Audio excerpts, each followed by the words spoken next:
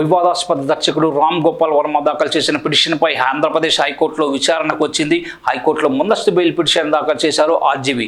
ముఖ్యమంత్రి Chandrababu Naidu, deputy CM Pawan Kalyan, మంత్రి నారా లోకేష్పై గతంలో అసభ్యకరమైన పోస్టులు పెట్టారన్న ఫిర్యాదుతో రామ్ గోపాల్ వర్మపై కేసు నమోదు చేశారు ప్రకాశం జిల్లా పోలీసులు.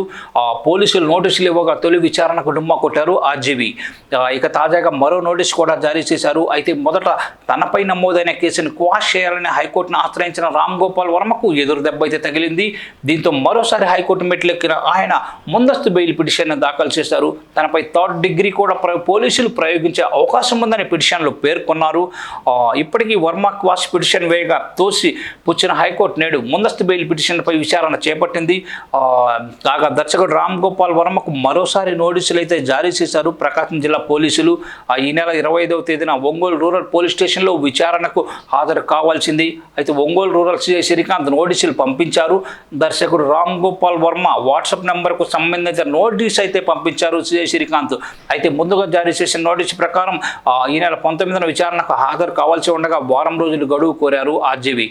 ఈ మేరకు నిన్న ఉదయం సిఐకి వాట్సాప్ మెసేజ్ పెట్టిన విషయం విదితమే. ఇక ఆ తర్వాత వర్మ తరపున న్యాయవాదులు కూడా వచ్చి ఒంగోలు రూరల్ పోలీసులకు ఈ సమాచారాన్ని ఇచ్చారు.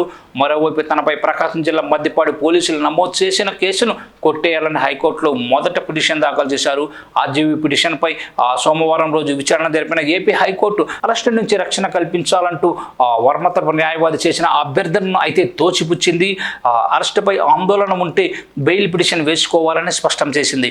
మంగళవారం విచారణ హాజరు కావాలంటే పోలీసులు నోటీసులు ఇచ్చారని పిటిషన్ తరపు న్యాయవాది హైకోర్టు దృష్టికి తీసుకెళ్లారు.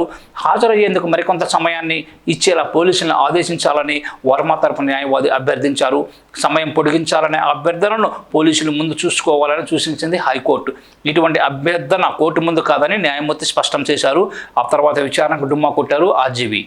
మరోసారి పోలీసులు నోటీసు ఇవ్వడంతో ఇవాళ హైకోర్టులో ఎలాంటి వాదనలు కొనసాగుతాయి, వర్మకు బెయిల్ వస్తుందా లేదా, లేక పోలీసులు విచారణకు హాజరవుతారా అనేది ఉత్కంఠగా మారింది.